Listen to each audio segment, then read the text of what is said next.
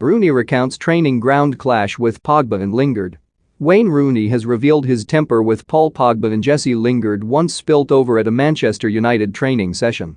In his column for The Times, Rooney hailed Pogba as the best player of the Euros prior to France's exit in the round of 16, but recounted one occasion when his old-school instincts got the better of him.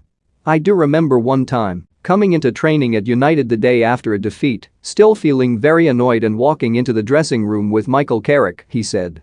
"We found Jesse and Paul dancing in there with the music on. I went over, turned it off, and took the speakers out of the dressing room because that's my mindset, that's how I've grown up in football." Paul and Jesse accepted it because I was the senior player, but in hindsight, they were not doing anything wrong, not hurting anyone, and it was just my old school mentality kicking in. As Rio Ferdinand has said, players of our generation just have to get used to this generation and what has changed. Despite that incident, Rooney claims Pogba's attitude was exemplary from the minute he arrived at Old Trafford. After he returned from Juventus in 2016, "We had a season together under Jose Mourinho. Then, as before, Paul's application was always fantastic and his mentality was spot on.